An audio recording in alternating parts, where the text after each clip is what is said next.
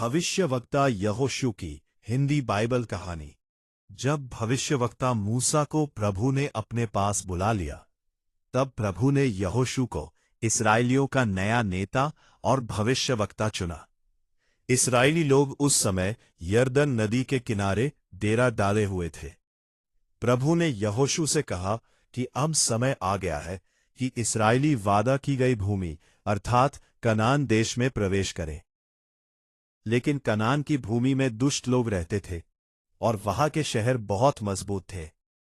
प्रभु ने यहोशू से कहा, मजबूत और साहसी बनो, डरो मत, क्योंकि मैं तुम्हारे साथ हूं। यरदन नदी का चमत्कार। यरदन नदी बहुत गहरी और तेज बहने वाली थी। यहोशू ने इस्राएलियों से कहा कि प्रभु उनकी मदद करेगा। प्रभु ने आदेश दिया कि याजक वाचा का संदूक पवित्र बक्सा उठाकर नदी में कदम रखे। जैसे ही याजकों ने नदी में कदम रखा, नदी का पानी रुक गया और सूखी जमीन दिखाई देने लगी। सारे इस्राएली सूखी जमीन पर चलते हुए नदी पार कर गए। यहोशू ने 12 लोगों को कहा कि वे नदी के बीच से 12 पत्थर उठाए।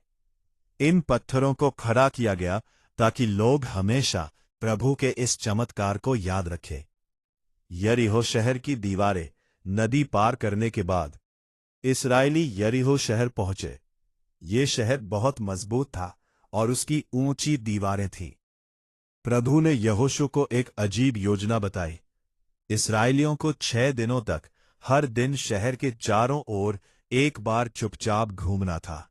याजक सींग बजाते थे और वाचा का संदूक उनके आगे चलता था। 7वें दिन उन्होंने शहर के चारों ओर 7 बार मार्च किया।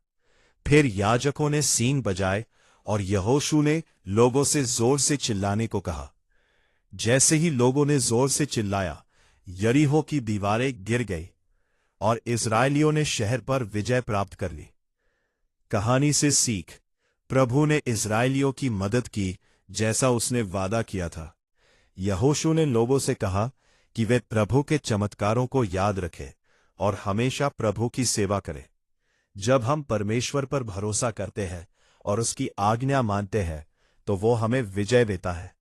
मैं और मेरा घराना यहोवा की सेवा करेंगे।